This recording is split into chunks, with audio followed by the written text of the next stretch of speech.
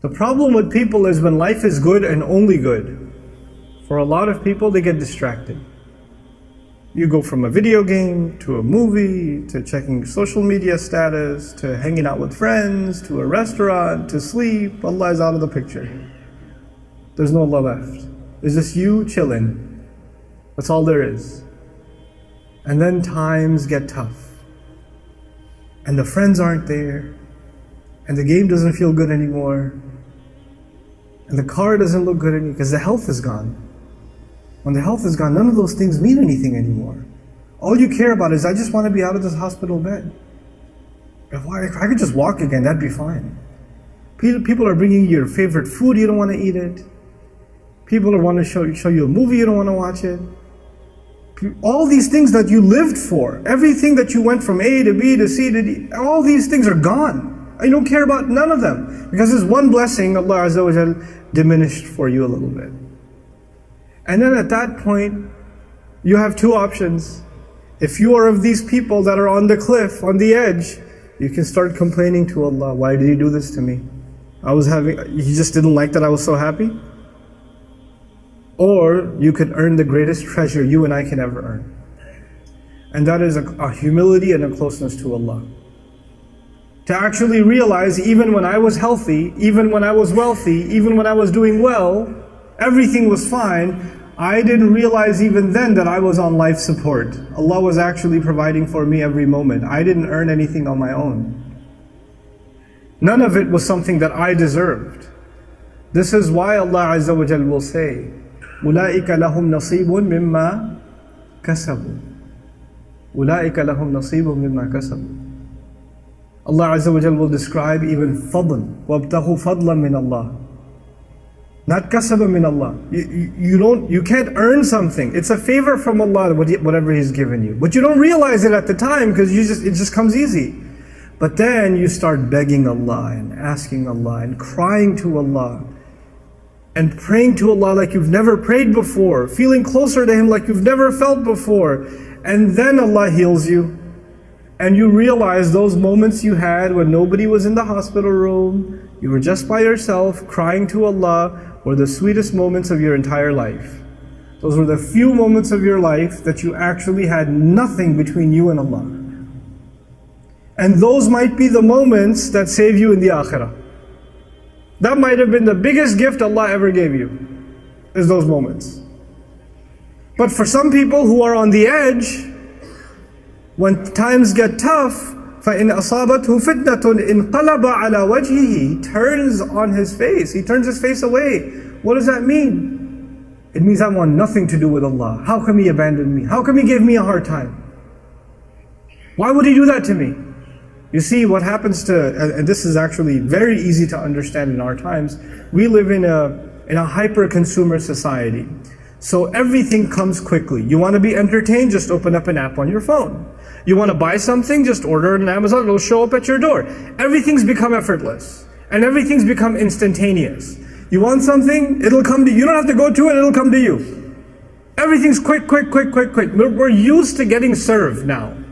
We're used to constantly getting served. And if one order of yours is 2 days late, 3 days late, you're going to give it 1 star, thumbs down, bad rating. You're used to this now. And now you make dua to Allah. Or you expect Allah to take care of some of your problem, but you're so used to getting things done so quickly and immediately. And when it doesn't happen, we're like, this is poor service. I need better customer service. I'm not going to go to Allah again and place an order. Because you're a customer now. You're entitled now. He turns his face from Allah. He didn't even listen to me. He didn't even solve my problem. Understand that Allah Azza wa Jal has a plan for everybody. And just to give you a comparison, in the case of Yaqub alayhi salam, who lost his child, Allah returned his child to him after years. Many years. And in the case of Musa alayhi salam, his mother also lost her child. She put him in the water. And he returned that child after a few hours. Because by the time the child got hungry, the next feeding was from the same mother. Because he wouldn't drink from anybody else. What am I trying to get at? Sometimes in this world, sometimes Allah will answer that pain of yours, Allah will relieve it immediately. Sometimes He will relieve it after many, many years. But in all of it there's good. In all of it there's good. I love the story of Musa alayhi salam, particularly because the khair in it. Think about the khair in it. All those years this father cried, yes?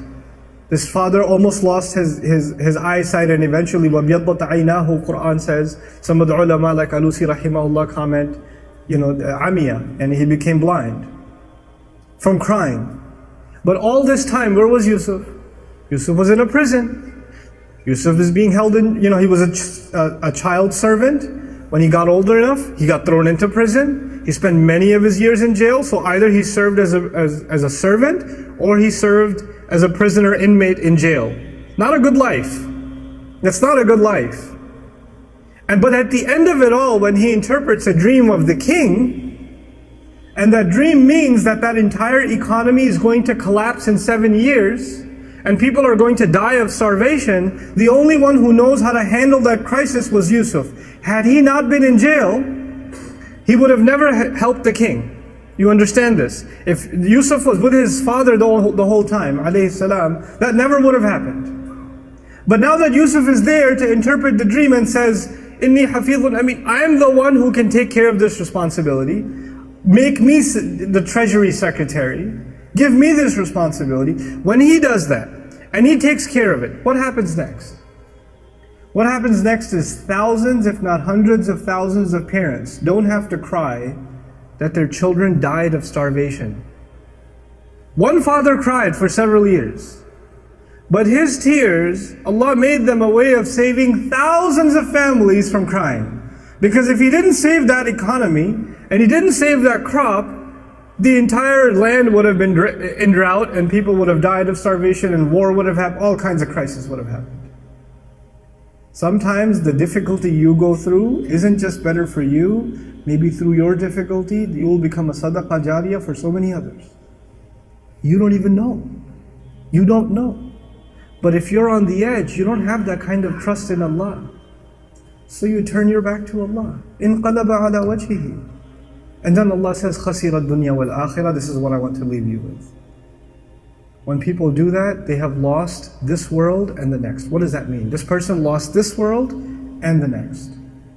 If you can hold on, look, وَلَقَدْ خَلَقْنَا الْإِنسَانَ فِي كَبَدٍ. Human beings were made in toil and labor and difficulty. Whether you believe in Allah or not, you will still have challenges in life, yes or no? Whether you believe in Allah or not, it's still going to be tough to make a living. It's still going to be tough to battle a sickness, This life, it's not like for believers, they get luxury and disbelievers get difficulty. No, Allah made all human beings in struggle. That's what He said. If you could go through this struggle with Iman, then you will have the best of this life. And while you are making the best of this life, you'll be making the best of the next life too.